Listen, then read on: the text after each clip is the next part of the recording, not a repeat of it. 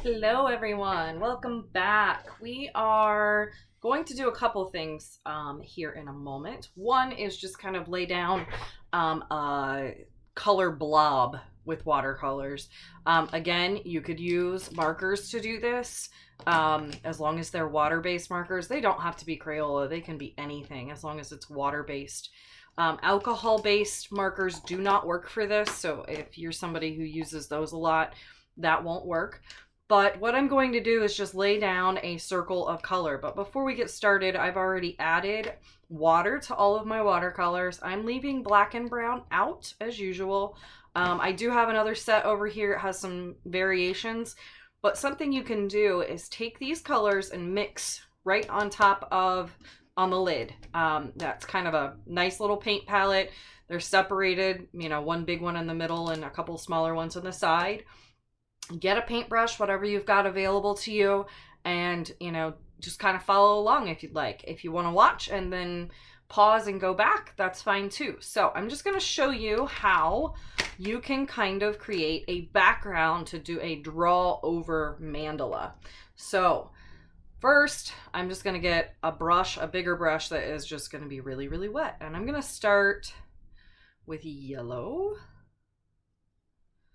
Actually, I changed my mind. I'm going to start with clean water because I wanted to create a big wet circle. Now I'm working on watercolor paper. Again, if you're working on a thinner paper, it might get kind of wrinkled while you're doing this. A good thing to do is maybe tape it down to the table or whatever you're working on.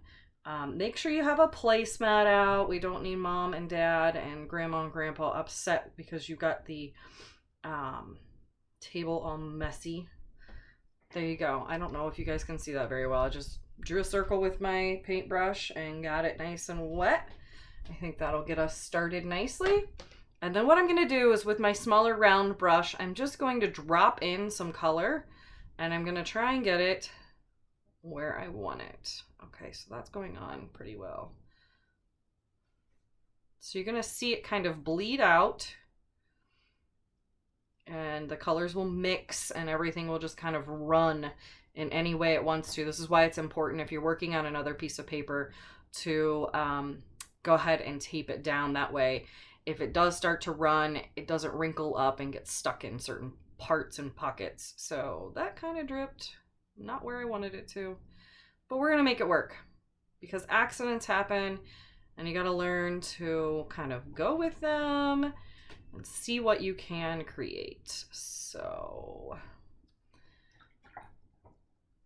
there's yellow and orange. I think I'm going to flip over to purple.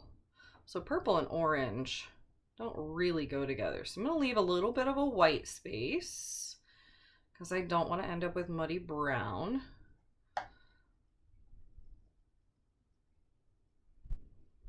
Even that out a little bit. It's not going to be perfect, and you're just going to have to do your best with whatever it is you're using.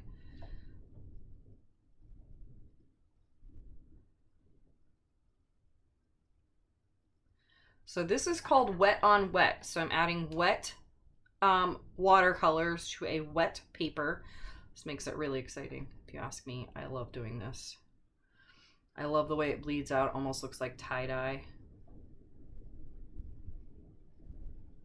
So I'm going to do a couple rings of red here, trying not to make it a big mess.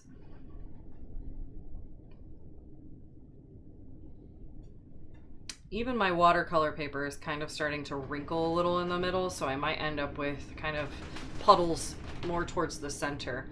I apologize for the noise. It just decided to start pouring down rain again. Hopefully everybody is safe and watching this and kind of tuning out the storm. Been a lot of rain lately here in Ohio.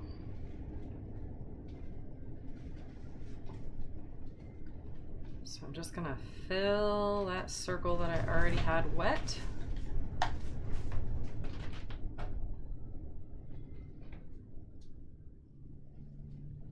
And then I'm gonna come back to you when this circle is dry But if you want to do something really creative and have a little more fun with this, you could drop in little dots of color.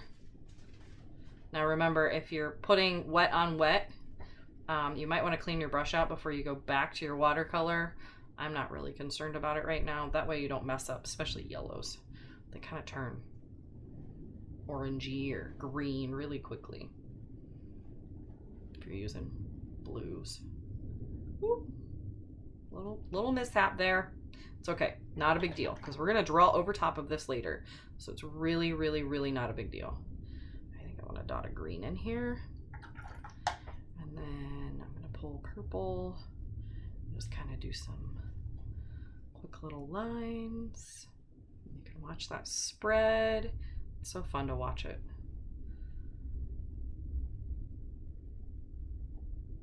And I'm just going all the way around all of my circles.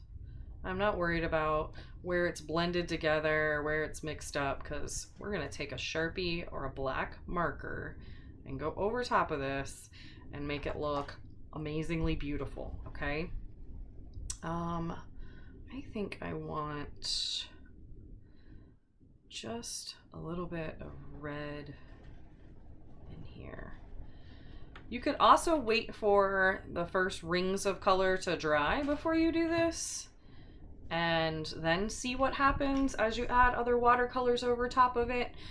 You can color this all with markers. Actually, let me show you that really quick. I'm going to very carefully move this because it is really, really wet.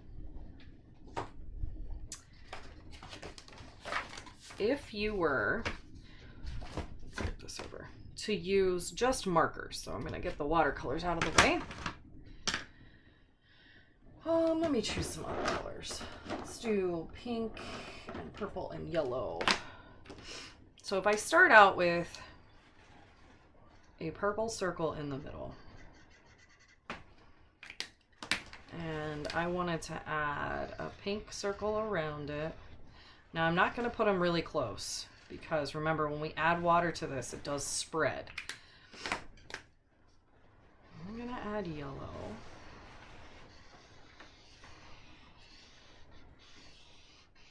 Trying to make it a little more even here. And then let's do green. And I will do black on this one, because I want you to see what happens when black marker gets wet, which is very interesting to me. How you can kind of see all the colors coming out of that ink. Could make this a muddy mess, but we're gonna find out together. All right, I'm going back to my very large brush. So like if you're using a foam brush or something bigger, like a little dime store brush or something you can find at the hardware store, that is perfect for this kind of method. So I'm just gonna soak everything down, and I'm gonna move in a circular pattern or method so that I kind of keep the colors from the middle from blending into the colors on the outside. All right, already a really cool look we've got going here. And I'm gonna go to the outside here for the black. That kind of turned out really nice. So you see that? And then I missed this guy right here. Oh, I had a little black on my paintbrush, but that's okay.